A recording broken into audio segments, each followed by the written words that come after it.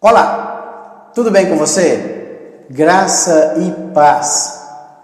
Hoje eu vou continuar com a minha meditação no Evangelho segundo escreveu Mateus.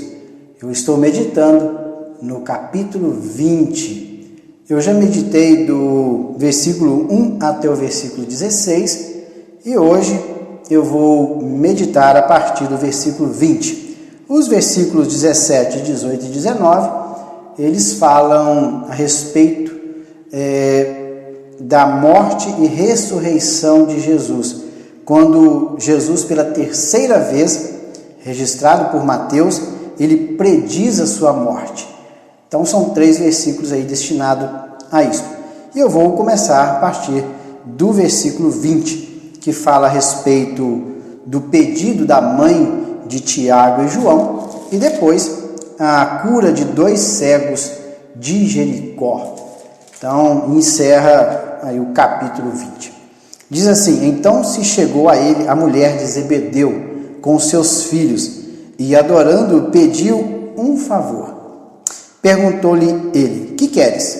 Ela respondeu: manda que no teu reino estes 2 filhos se assentem, um à tua direita e o outro à tua esquerda. Mas Jesus respondeu: não sabeis o que pedis.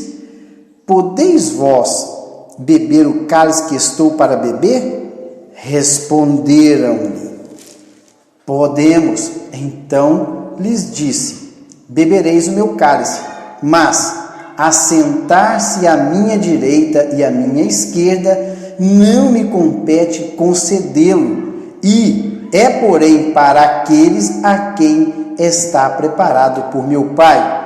Ora, ouvindo isto, os 10 indignaram-se contra os 2 irmãos. Então Jesus, chamando-os, disse: sabeis que os governadores dos povos os dominam, e que os maiorais exercem autoridade sobre eles. Não é assim entre vós.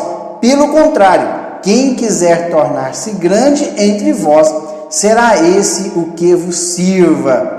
E quem quiser ser o primeiro entre vós, será vosso servo.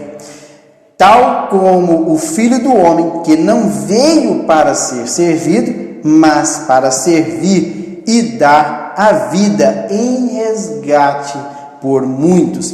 Saindo eles de Jericó, uma grande multidão os acompanhava. E eis que 2 cegos, assentados à beira do caminho, tendo ouvido que Jesus passava, clamaram: Senhor, Filho de Davi, tem compaixão de nós. Mas a multidão os repreendia para que se calassem. Eles, porém, gritavam cada vez mais: Senhor, Filho de Davi, tem misericórdia de nós. Então, parando Jesus, chamou-os e perguntou: que quereis que eu vos faça? Responderam: Senhor, que se nos abram os olhos. Condoído, Jesus tocou os olhos e imediatamente recuperaram a vista e o foram seguindo. Pode ver que este relato, os 2 breves relatos de Mateus, já estava aí na semana, aproximando aí a semana em que Jesus ele entregaria a sua vida ali no Calvário. Até porque eles não mataram Jesus. Os sacerdotes entregaram para as autoridades romanas, mas os romanos eles não mataram Jesus. Na verdade, Jesus ele se entregou por nós. Ele expirou na cruz, ele entregou o seu espírito ao Pai. Nenhum soldado atravessou Jesus na cruz para que ele morresse. Não. Quando o soldado chegou lá, já tinha percebido, ele percebeu naquele momento que Jesus já estava morto, ou seja, ele já tinha entregado, já tinha rendido o seu espírito ao Pai. Ou seja, Jesus deu a sua vida por nós, de livre e espontânea vontade. Mas voltando ao versículo 20, diz aqui que a esposa de Zebedeu, e Zebedeu aqui, vocês podem ver que está logo no início dos evangelhos, quando Jesus chama os primeiros discípulos, ele chamou, os 4 primeiros discípulos que Jesus chamou, foi André, Simão, Tiago e João, os 4 discípulos. E o Tiago e o João, eles eram filhos de Zebedeu. Talvez devido ao fato de que esses 2 discípulos estarem com Jesus há tanto tempo, e os 2 foram os primeiros que foram chamados por Jesus, talvez pensando dessa forma, a mãe desses 2 discípulos se achou no direito de pedir a Jesus que os seus filhos, na eternidade, eles pudessem assentar uma à direita ou à esquerda.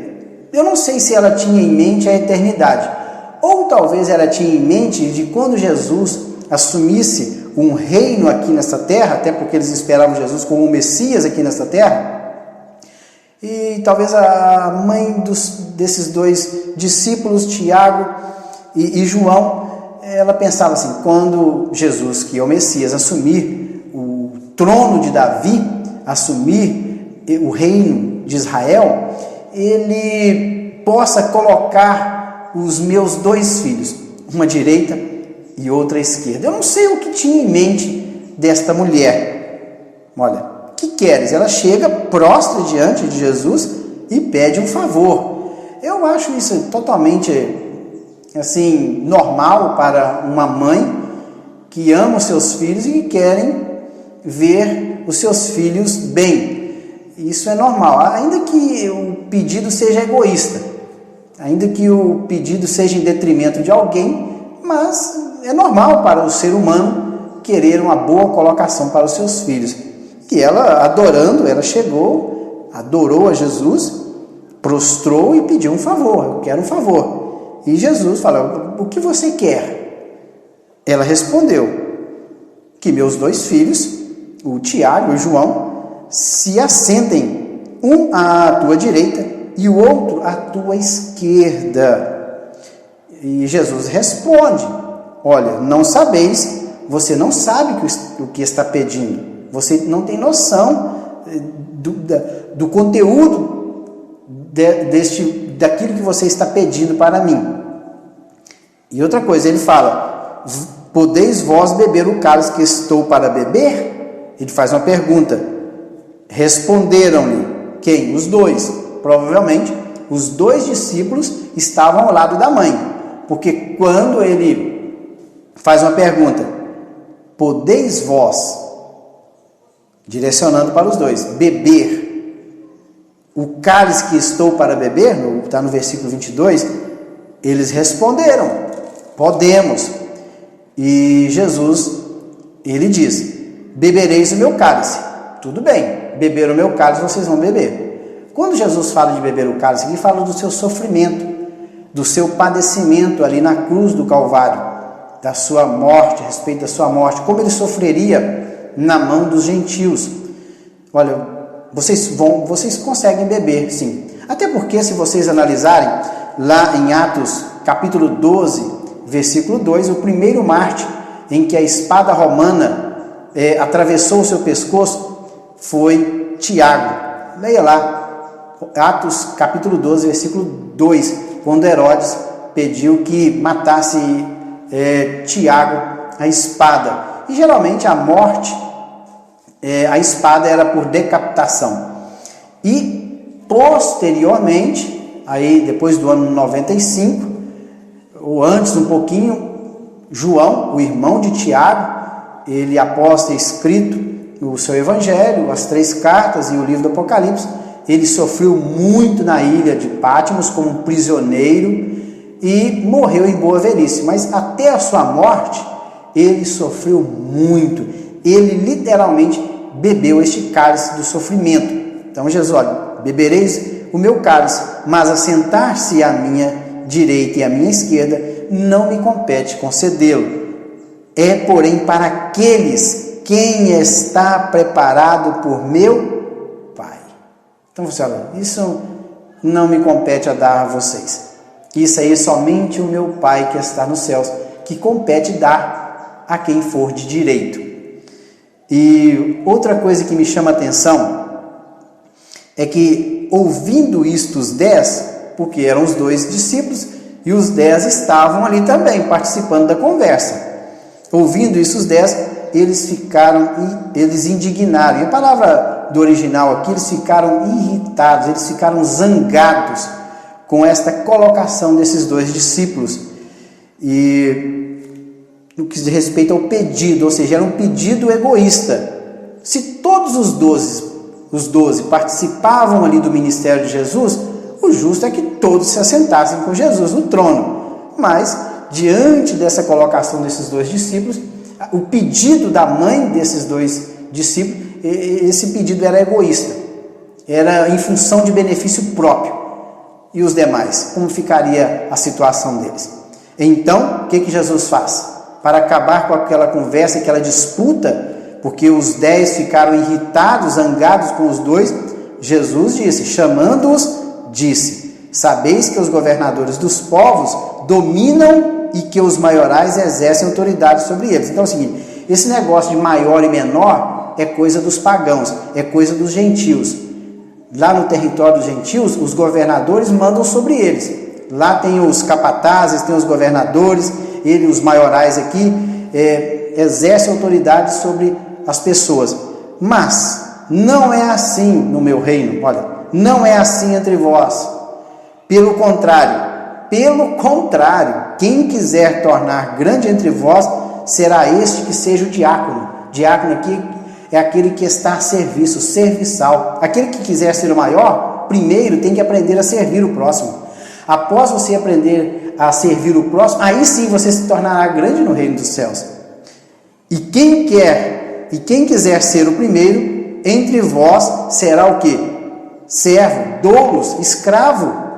Pode ver, aquele que quiser ser grande, seja diácono, serviço. E aquele que quiser ser grande, seja escravo. Tal como o Filho do Homem, então, tal como Jesus, que sendo Deus, não teve por usurpação ser igual a Deus, mas se humilhou a si mesmo e tomando a forma de servo, ou na forma humana, ele veio e habitou entre nós. E morreu, morte de cruz. Está lá em Filipenses capítulo 2. Pode ver aqui, ó. Tal como o Filho do Homem, que não veio para ser servido, mas para servir e dar a sua vida em resgate de muitos. Por que colocou muitos aqui? Porque nem todos creriam em seu nome. Então, por isso que em resgate de muitos, porque nem todos ouviriam e acreditariam na mensagem do Evangelho. Versículo 29 diz assim: saindo eles de Jericó. Então provavelmente Jesus falou isso estando ali em Jericó. E quando ele saía de Jericó, uma grande multidão acompanhava Jesus, como sempre. E quando ele estava saindo, 2 cegos assentados à beira do caminho, eles estavam pedindo esmolas. Então quando eles ouviram aquele barulho de pessoas passando, eles começaram a gritar. E impressionante aqui, o detalhe de Mateus, no versículo 30, tendo ouvido que Jesus passava, então eles ficaram sabendo que era Jesus que estava passando por ali, por aquele lugar. E outra coisa que me chama a atenção, esta seria a última vez que Jesus passaria por aquela estrada de Jericó, porque ele estava indo em direção a Jerusalém. Jericó fica próximo ao Rio Jordão, e Jesus estava saindo de Jericó e indo para Jerusalém. Em Jerusalém ele padeceria, ele entregaria a sua vida por nós e depois seria assunto ao céu. Nunca mais estes 2 cegos teriam oportunidade de encontrar com Jesus novamente. Então era uma oportunidade única. Então, quando eles ouviram falar de Jesus, eles começaram a clamar: Filho de Davi, tem compaixão de nós. Outra coisa, filho de Davi é um título messiânico. Pouquíssimas pessoas nos evangelhos identificaram Jesus com este nome, filho de Davi. Eu me lembro que lá na passagem daquela mulher cananeia, quando Jesus foi para o território de Tiro e Sidom, aquela mulher também chamou Jesus de filho de Davi. Ela reconheceu em Jesus o seu caráter messiânico. E aqui também esses dois cegos, eles enxergaram em Jesus o seu caráter messiânico, aquilo que Isaías havia profetizado lá no capítulo 53. Então, outra coisa que eles usam aqui é a palavra compaixão. A palavra compaixão aqui é eléu, ou seja, Senhor, sinta a nossa dor, sinta as nossas misérias, tenha compaixão de nós, tenha simpatia pela nossa dor. Mas a multidão, o que a multidão fazia? Como sempre, a multidão repreendia para que eles se calassem. Então eles continuavam gritando cada vez mais: Senhor, filho de Davi, tem misericórdia de nós. Então Jesus, diante daquele clamor, ouvindo aquele clamor daqueles dois homens, ele para. Jesus para e com certeza toda a multidão também para. E Jesus chama-os até ele. E quando eles chegaram até Jesus, Jesus pergunta: o que queres que eu vos faça? E eles responderam: que se nos abram os olhos.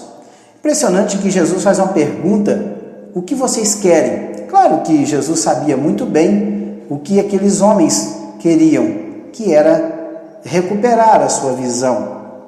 Mas Jesus queria ouvir da boca daqueles homens o que realmente eles queriam, que é recuperar a sua visão. Então, por isso que nós oramos ao Senhor. Deus sabe as intenções do nosso coração, Ele sabe muito bem, até antes de nós pronunciarmos qualquer palavra, mas nós oramos a Deus porque Ele quer ouvir das nossas bocas aquilo que nós temos para pedir à sua pessoa. Então, Jesus, naquele momento, Ele, condoído, versículo 34, condoído aí, é movido de íntima compaixão. As suas entranhas se comoveram diante do pedido daqueles dois homens. E Jesus tocou os olhos daqueles homens e imediatamente eles recuperaram a visão. E eles passaram a seguir a Jesus. Eles, naquele momento, passaram a fazer parte daquela multidão que estava seguindo Jesus em direção a Jerusalém. Que Deus em Cristo o abençoe e até o próximo vídeo. Até lá!